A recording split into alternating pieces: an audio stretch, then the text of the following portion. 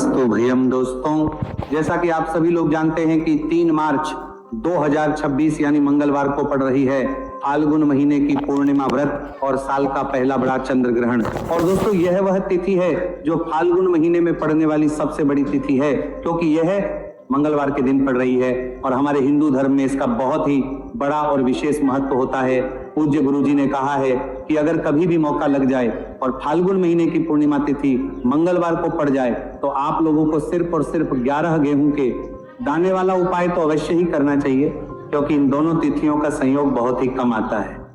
इसी के साथ दोस्तों गुरुजी ने कहा है कि जब भी फाल्गुन महीने की पूर्णिमा तिथि पड़े तो आप लोगों को सिर्फ और सिर्फ 11 गेहूं के दाने वाला उपाय तो अवश्य करना। यह उपाय इतना खास है कि अगर आपने सही मुहूर्त पर सही क्रिया अनुसार 11 गेहूं के दाने वाला उपाय कर लिया, जो प्राचीन काल के समय का महा उपाय है, तो मान के चलिए दोस्तों, महादेव जी के आशीर्वाद से आपके जीवन का कितना ही बड़ा दुख हो उससे आपको मुक्ति मिल जाएगी। आपकी कोई भी मनोकामना हो, मान लीजिए आप नौकरी की तैयारी कर रहे थे तो आपकी नौकरी लग जाएगी, आपका बंद पड़ा व्यापार चल पड़ेगा। और दोस्तों आप जिस बीमारी से आप बहुत दिनों से परेशान थे उस बीमारी से आपको मुक्ति मिल जाएगी। आपके जीवन में धन आना शुरू हो जाएगा, आपके जीवन में धन आने के नए नए रास्ते खुल जाएंगे। और मान के चलिए दोस्तों, फिर आपको किसी भी प्रकार की परेशानी का सामना नहीं करना पड़ेगा। इसीलिए दोस्तों 3 मार्च मंगलवार के दिन आप लोगों को इस वाले उपाय को जरूर कर लेना है। भले ही आपने पूरे साल भर इस उपाय को ना किया हो, पर अगर आपने इस फाल्गुन महीने में पड़ने वाली पूर्णिमा तिथि के दिन अगर इस वाले उपाय को कर लिया तो आपको इस उपाय को करने का वो फल मिलेगा जिसकी आपने कभी भी नहीं करी होगी। इसीलिए आप लोग इस गेहूं वाले उपाय को एक बार जरूर कर लेना, ताकि आप लोगों के हाथ से यह मौका ना जा सके और आपको इस उपाय को करने का फल मिल सके। दोस्तों यह उपाय पंडित जी ने अपनी अभी की ही शिव महापुराण की कथा में बताया है, जो इस उपाय को आज हम आपको बहुत अच्छे से समझाने वाले हैं। इस वीडियो को देखने के बाद इस उपाय को समझने के लिए आपको कोई और वीडियो को देखने की जरूरत नहीं पड़ेगी। तो दोस्तों इस उपाय को आपको कैसे करना है, कब करना है, कहां पर करना, और उपाय को करते समय आपको किन किन गलतियों को नहीं करना है और आपको किन किन बातों का ध्यान रखना है, ये सारी जानकारी हम आपको इस वीडियो में देंगे। तो चलिए भक्तों उपायों को शुरू करते हैं। अगर आप भी चाहते हैं कि महादेव जी का आशीर्वाद आप पर सदैव बना रहे तो वीडियो को लाइक करें, चैनल को सब्सक्राइब करें और कमेंट बॉक्स में हर हर महादेव जरूर लिखें। और अपने फायदे के लिए, गरीबी दूर करने के लिए इस वीडियो को पूरा देख कर जाना। यदि आज आपने वीडियो को बीच बीच में से देखा, काट कर देखा, तो जीवन में आपको कभी सफलता हासिल भी नहीं होगी। दोस्तों ये 3 मार्च मंगलवार पूर्णिमा तिथि का दिन ये इतना खास होता है, इतना महत्वपूर्ण होता है। देखा गया है कभी कभी बड़े बड़े पूजा पाठ अनुष्ठान से जो मनोकामना पूर्ण नहीं होते, वह 3 मार्च मंगलवार के दिन एक छोटे से उपाय करने से ही आपकी मनोकामना पूर्ण हो जाती है। अब हम समझते हैं इस वाले उपाय को हमें करना किस समय है। इस 11 गेहूं के दाने वाले उपाय को हमें फाल्गुन महीने के मंगलवार के दिन करना किस समय है। तो देखिए इस उपाय को करने का जो समय है वह सुबह का समय है और शाम का समय है।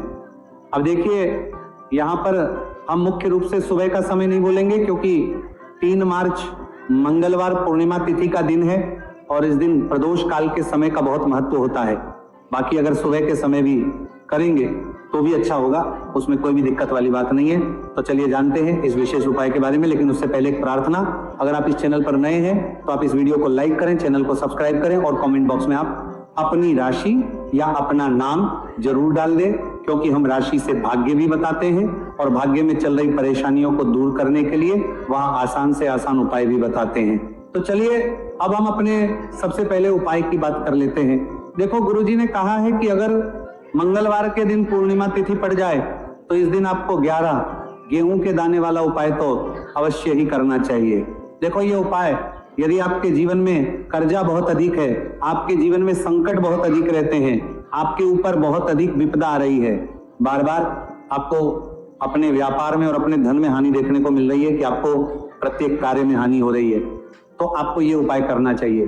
देखिए इस उपाय के लिए आपको 11 गेहूं के दाने आपको लेने हैं, ठीक है। 11 दाने लेने के बाद में आपको जरूरत होगी चावल के दानों की। 11 चावल के दाने और 11 गेहूं के दाने, और चावल के दाने खंडित नहीं होने चाहिए। अब आप कहोगे पंडित जी गेहूं कहाँ से लेने हैं? देखो आपको किसी भी किराना स्टोर पे गेहूं के दाने आपको आसानी से मिल जाएंगे, जाकर ले लेना, ठीक है ना। 11 गेहूं 11 चावल के दाने लेने हैं। साथ ही साथ आपको एक तांबे का लोटा है और उस तांबे के लोटे में आपको जल भरना है। जल आपका खुद के घर का होना चाहिए, मंदिर का नहीं होगा। अब आप ये सब सामग्री लेकर पहुंच जाओगे महादेव के शिवलिंग के पास में शाम के टाइम पे प्रदोष काल में।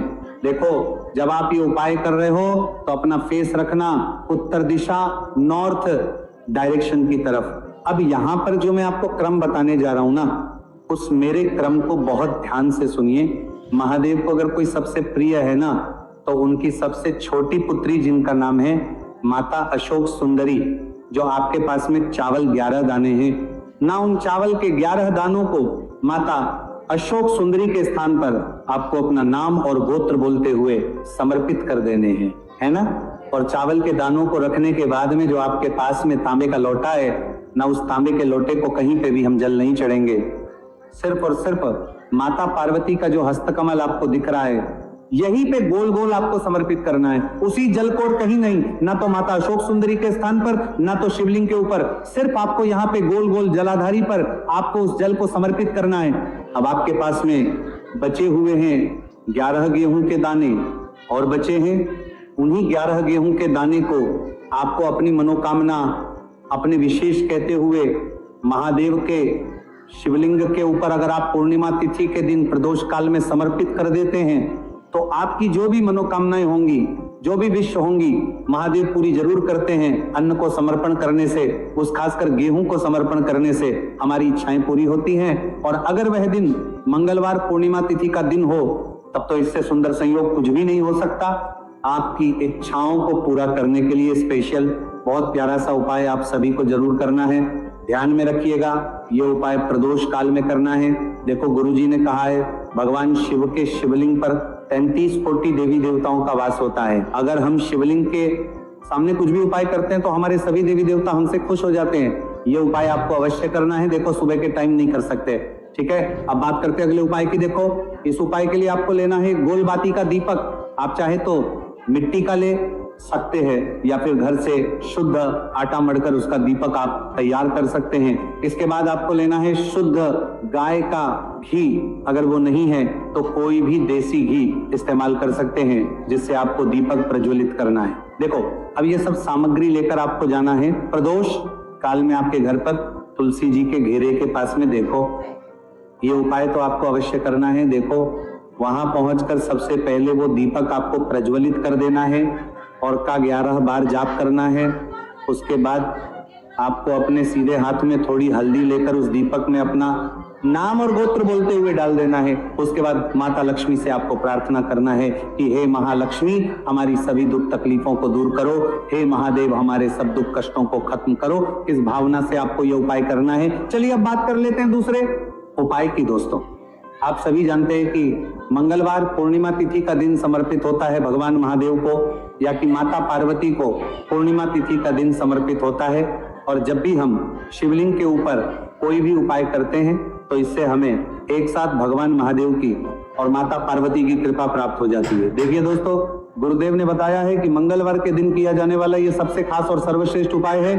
7 चने की दाल लेनी है। देखिए, आप 7 चने की दाल भी ले सकते हैं या फिर 11 भी ले सकते हैं, 21 या फिर 108 चने की दाल ले सकते हैं। यदि आप 21 चने की दाल लेते हैं तो ये आपके उपाय के लिए अत्यधिक सर्वोत्तम होता है। तो इस प्रकार से आप कम से कम 7 चने की दाल ले सकते हैं और अधिक से अधिक आप 108 चने की दाल ले सकते हैं। अब देखिए, इसी के साथ में आपको मात्र 1 लोटा शुद्ध जल लेना होगा तांबे के पात्र के अंदर अपने ही घर से, और साथ ही में आपको मात्र 1 से 2 गू के टुकड़े भी लेने हैं। देखिए, मंगलवार पूर्णिमा तिथि का दिन भगवान महादेव को होता है। आपको ये जो सारी सामग्रियां हैं, इन्हें लेकर के पहुंच जाना है भगवान शिव के मंदिर में। इस उपाय को आप सुबह से लेकर के शाम तक किसी भी समय में कर सकते हैं, लेकिन यदि आप शाम के समय इस उपाय को करते हैं तो यह उपाय आपके लिए और अधिक सर्वोत्तम होता है। तो यदि आपको प्रदोष काल के समय में मिल जाता है तो फिर आप प्रदोष काल में भी कर सकते हैं, या फिर आप पूरे ही दिन में किसी भी समय इस उपाय को कर सकते हैं। शिव मंदिर पहुंचने के बाद सबसे पहले तो आपको दक्षिण दिशा में बैठ जाना है, उत्तर दिशा की तरफ आपको अपना मुख कर लेना है। लेकिन यदि शिवालय में भीड़ है, शिव मंदिर में भीड़ है, तो फिर आप किसी भी दिशा में बैठकर इस उपाय को कर सकते हैं। तो देखिए, सबसे पहले आपके पास जो गुड़ के टुकड़े हैं, जो आप गुड़ के टुकड़े लेकर के आए थे, उन्हें आपको शिवलिंग के सामने ही जो आपके पास एक लोटा जल है, उस पात्र में आपको ये गुड़ के टुकड़े डाल देना है। इसी के साथ में आप जो चने की दाल लेकर के थे, चाहे आप 7 चने की दाल लेकर के आए हैं, 11-21 जितने भी आप चने की दाल लेकर के आए हैं, इस चने की दाल के ऊपर आपको जो आपके पास गुड़ वाला जल आपने तैयार किया है, इसमें से थोड़ा सा जल आपको इस चने की दाल पर डाल लेना है। अब देखिए, आपके पास जो गुड़ वाला जल है, इसमें से सबसे पहले थोड़ा सा जल आपको श्री गणेश जी वाले स्थान पर समर्पित कर देना है। श्री शिवाय नमस्तु भयम इस मंत्र का जाप करते हुए फिर थोड़ा सा जल आपको श्री कार्तिकेय जी वाले स्थान पर समर्पित करना है। श्री शिवाय नमस्तु भयम इस मंत्र का जाप करते हुए फिर थोड़ा सा जल आपको माता अशोक सुंदरी वाले स्थान पर भी समर्पित करना है। श्री शिवाय नमस्तु भयम इस मंत्र का जाप करते हुए फिर थोड़ा सा जल आपको माता पार्वती के हस्त कमल पर समर्पित करना है और आपको श्री शिवाय नमस्तु भयम इस मंत्र का जाप कर लेना है। अब देखिए दोस्तों, आपके पास जो सा जल और शेष बचेगा, इसमें से आपको केवल थोड़ा सा जल शिवलिंग पर अर्पित कर देना है और अंत में आपको उस पात्र में थोड़ा सा जल और शेष बचाना है। पूरा जल आपको शिवलिंग पर अर्पित नहीं करना है, अंत में आपको थोड़ा सा जल और शेष बचाना है। अब देखिए, आप जितनी भी चने की दाल लेकर के आए हैं, अगर आप 7 चने की दाल लेकर के आए हैं तो आपको 7 बार श्री शिवाय नमस्तु भयम इस मंत्र का स्मरण कर लें। यदि 11 चने की दाल लेकर के आए हैं तो फिर आपको 11 बार इस मंत्र का जाप करना है। जितनी भी चने की दाल लेकर के आए हैं, उतनी बार आपको श्री शिवाय नमस्तु भयम इस मंत्र का जाप करना है और फिर आपको ये जो चने की दाल है, इसे शिवलिंग के ऊपर ही समर्पित कर देनी है। लेकिन आपको यह चने की दाल बृहस्पतेश्वर महादेव का स्मरण करते हुए ही शिवलिंग पर अर्पित कर देनी है और आपको अपनी मनोकामना को भी बोल देनी है। आप जो भी मनोकामना है, चाहे वो धन प्राप्ति को लेकर हो, नौकरी से संबंधित हो, विवाह से संबंधित हो, या फिर आपके मकान जमीन जायदाद से संबंधित हो, चाहे ग्रह क्लेश से संबंधित हो, या फिर किसी भी प्रकार की जो मनोकामना है, उसे आपको बृहस्पतेश्वर महादेव से परिपूर्ण करने की प्रार्थना कर लेनी है। और इसके बाद आपके पास जो पात्र के अंदर थोड़ा सा से जल और बचा हुआ था, इसे भी आपको धीरे धीरे भगवान शिव की पर ही अर्पित कर देना होगा। श्री शिवाय नमस्तु भयम इस मंत्र का जाप करते हुए पूज्य गुरु जी कहते हैं कि फाल्गुन महीने का मंगलवार पूर्णिमा तिथि को जो भी व्यक्ति इस प्रकार से ये चमत्कारिक उपाय कर लेता है, तो उसकी जो मनोकामना है वह भगवान लक्ष्मी नारायण की कृपा से तथा महादेव की कृपा से बहुत ही जल्द परिपूर्ण हो जाती है। बात करते हैं अगले उपाय की। देखो, इस उपाय के लिए आपको मात्र 2 लौंग लेनी होगी, या कि आपको लौंग का जोड़ा लेना है। 2 फूल वाली आपको लौंग लेनी है। लौंग का जोड़ा कहीं से भी खंडित नहीं होना चाहिए, इस बात का ध्यान रखें। इसी के साथ में आपको लेना होगा लाल चंदन का पाउडर। देखिए, यदि आपके पास लाल चंदन की लकड़ी है तो उसे घिसकर भी आप चंदन के रूप में प्रयोग कर सकते हैं। यदि पाउडर है तो उसका भी आप अपने उपाय के लिए प्रयोग कर सकते हैं। देखिए, चंदन जो है वो तेज का प्रतीक माना गया है और साथ ही साथ जीवन के अंधकार को दूर करने का प्रतीक माना गया है। अब इसी के साथ में आपको मात्र एक तांबे के पात्र के अंदर शुद्ध जल लेना होगा अपने घर से। अब दोस्तों, ये तीनों सामग्री लेकर के सीधे आपको पहुंच जाना होगा भगवान शिव के मंदिर में। देखिए, इसी के साथ में आपको एक गोल बाती का दीपक भी लेना होगा। दीपक आप मिट्टी का भी ले सकते हैं, शुद्ध आटा मढ़कर उसका भी तैयार कर सकते हैं, और दीपक में आप शुद्ध घी का प्रयोग करना है।